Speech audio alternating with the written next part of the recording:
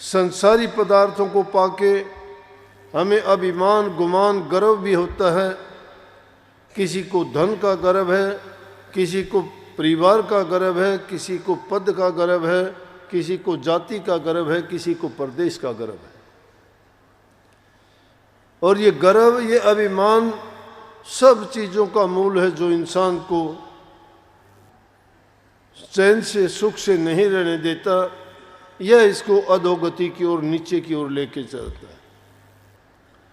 अगर ये अहंकार हम छोड़ दें और दीनहीन और गरीब होके सिर्फ एक प्रभु की शक्ति को ही मान के उनके शरणागत हो जाएं, अपना समर्पण कर दें, अपना मन, बुद्धि, चित्त, अहंकार सब उनके कदमों में डाल दें, निछावर कर दें अपने आप को, तो हमारा शुद्धिकरण हो जाता है। क्योंकि कृपा की दृष्टि तभी बरसती है, अपने आप को जानने का अवसर तभी मिलता है इंसान को जब वो अपने आप को न्यून से न्यून, कम से कम, नीचे से नीचा समझता है। जब अभिमान का चश्मा उसकी नजरों पर चढ़ जाता है, उसको कुछ दिखाई नहीं देता। संतों ने इसीलिए दीनता, गीत गाते हैं, शब्द कहते हैं सतगुरु दीन दयाल है। दीन दयाल के सतगुरु दीन भी है, खुद दीन है और दयालु भी है। क्योंकि वो दुष्टों को, पापियों को, झूठों को, कपटों को ख्याल नहीं करते। वो तो आते ही उनका कल्याण और उद्धार करने के लिए है। उनकी शरण में जो जीव चला जाता है, जो उपदेश वो देते हैं, अगर जीव उन उपदेशों को अपने जीवन में उतार ले, मान ले, तो कोई भी दुखी नहीं रहता। दुख का कारण क्या है? अज्ञान है, भ्रम है। हम भ्रम में पड़े हुए हैं और भ्रम के कारण ही हमें ये दुनिया अपनी लगती है। भागे खुद जा रहे हैं, भागती हुई दूसरी चीजें नजर आती हैं।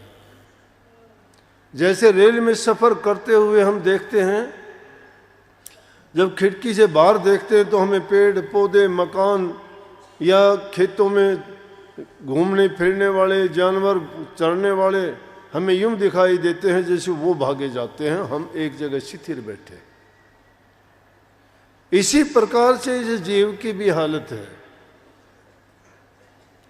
वो सोचता है कि ये दुनिया ऐसे ही जा रही है। देख, भ्रम का पर्दा कितना है, रोजाना देखते हैं फिर भी भ्रम नहीं मिटता। साथ के छोड़ छोड़ के जाते हैं, कष्ट भोगते हैं, दुख भोगते हैं। अंत समय जीव का देखते हो क्या क्या कष्ट उठा के जाते हैं, लेकिन फिर भी समझ नहीं आती। सतगुरु की शरण में जब जाते हैं और सतगुरु जब उनको ये खोल के बताता है, समझाता है और ये तस्वीर साफ दिखा देता है,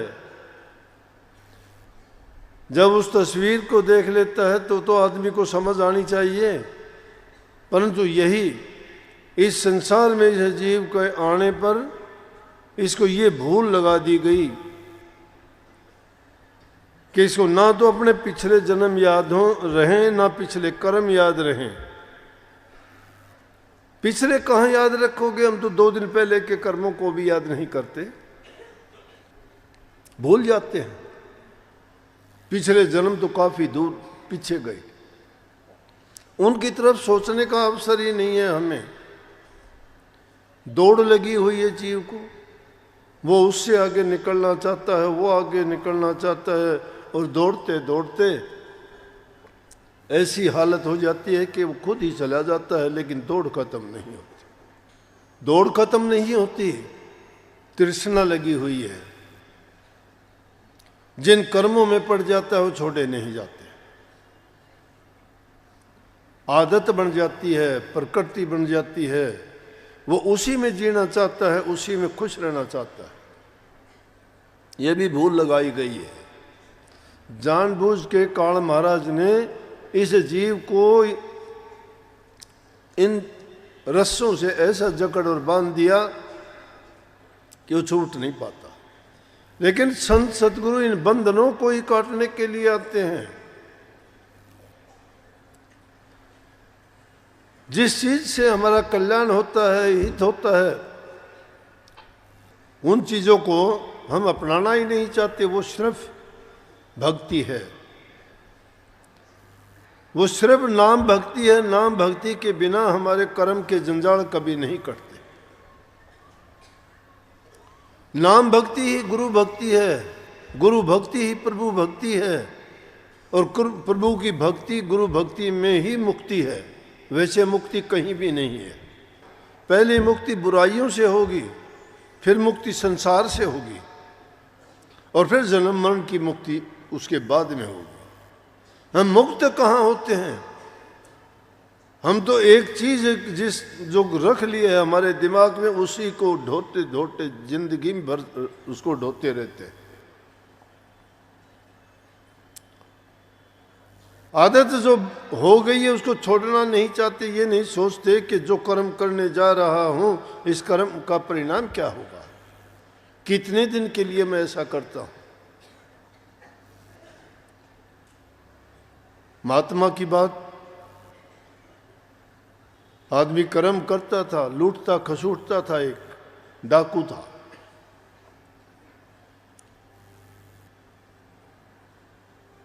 महात्मा मिले, कहने लगे तू क्यों करता है ये काम? कहने लगा मेरा पेशा है, घर वालों के लिए, मेरा रोजी रोटी का इंतजाम इसके बिना नहीं होता। बोला कि तुझे ये भी पता है ये पाप कर्म है? बोला कि मैं कोई अकेला थोड़ा पापी हूँ, जो इसमें शामिल हैं, घर परिवार के जिनके लिए करता हूँ सभी शामिल हैं। बोले कर्म करता है वही कर्म का भागी है। बोले उनसे पूछ के आ घर जाके, क्या वो जो कर्म करता है वो इस कर्म फल को लेंगे? कौन लेने वाला होता है? जवाब दे दिया उन्होंने कि कर्म आप करते हो तो वो कर्म का फल तो आपको ही भोगना होगा, हमें नहीं। आके कहने लगे कि आपने सत्य कहा था, और उस महात्मा की छोटी सी बात ने उसके जीवन को बदल दिया। उसी टाइम उसने पाप कर्म छोड़ दिए।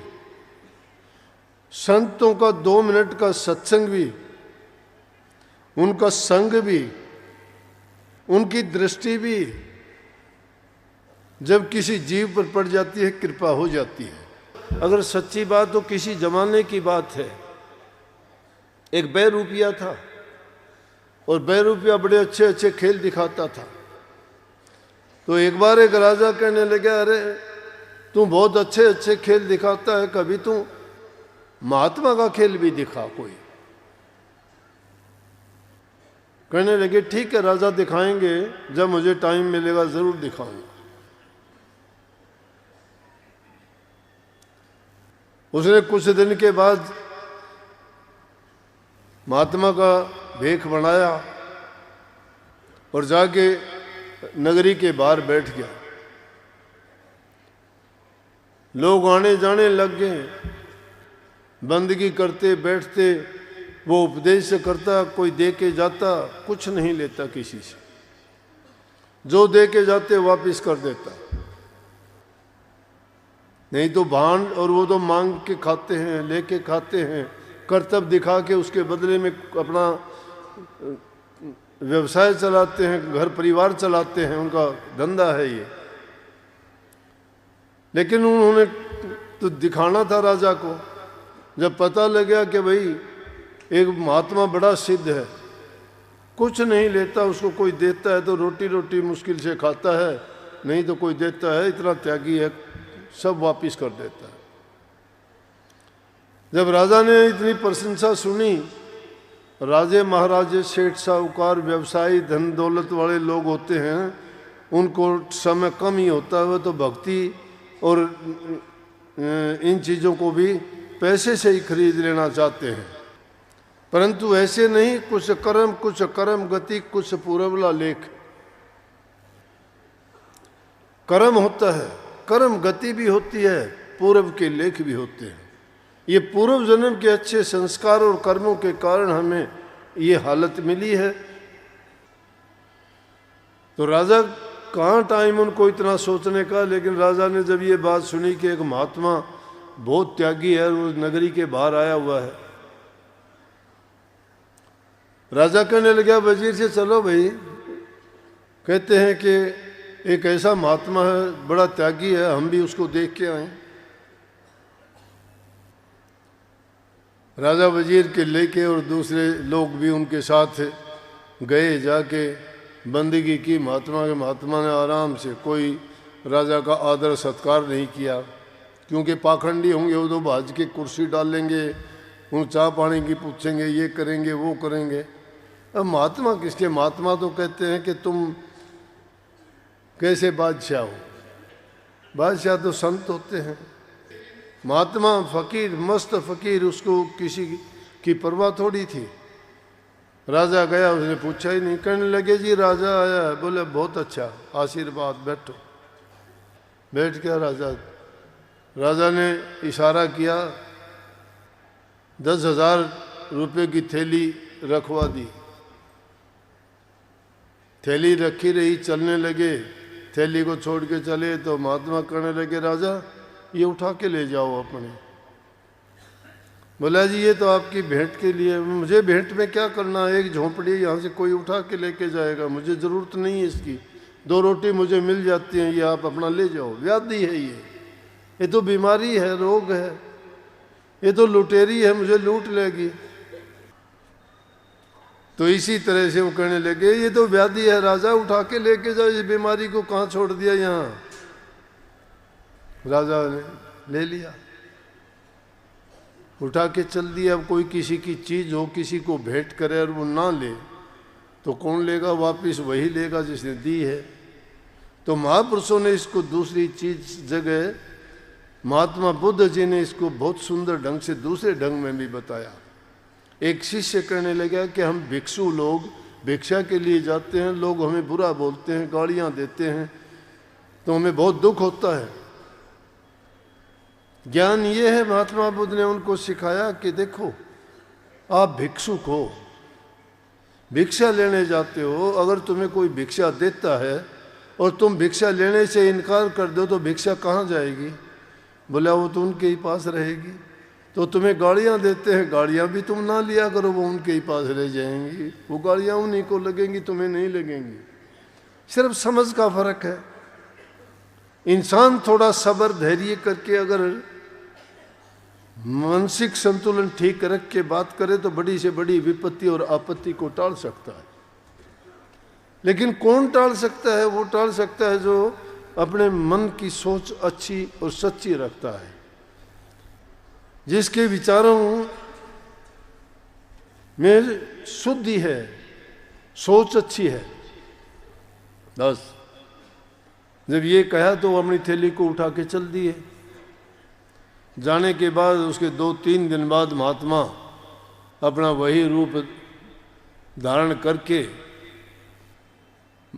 नटवाड़ा और जाके कहने लगा राजा 2 रुपया, जाके राजा से कहने लगा महाराजा इनाम दो, मारा इनाम दो राजा जी। बोले किस चीज़ का इनाम? बोले आपने कहा था खेल दिखाओ, मैंने खेल दिखाया आपको। कब दिखाया? बोले आपने कहा था महात्मा का रोल दिखा, कभी मैंने महात्मा का रोल दिखा दिया आपको करके। अरे कब दिखाया? बोले कि गांव के बाहर, शहर के बाहर एक महात्मा के पास मिलने गए थे आप। बोले हाँ गए थे। बोले कैसा महात्मा था? बड़ा बहुत त्यागी था वो तो, उसके चेहरे पे नूर था, बड़ा तेज था, बड़ा त्याग था। हमने भेंट दी, कुछ नहीं लेता था किसी से। बोला वो मैं था। बोला हैं?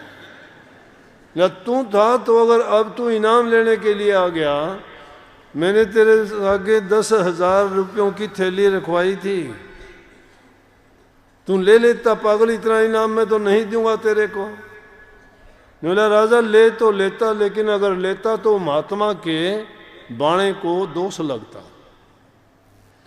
वो महात्मा का बाणा रखा था मैंने, अगर मैं ले लेता तो महात्माओं का इतबार और विश्वास खो जाता उससे। बोला हम सच्चाई का लेते हैं, इसीलिए संतों ने कहा अरे संतों पर इतबार कर लो, उन पर इतबार कर लोगे तो वो चीज भी जो तुम खोजना चाहते हो वो भी तुम्हें मिलेगी, दिखाई देगी। जब मन से सच्चे हो जाओगे, मन चंगा तो कठौती में गंगा।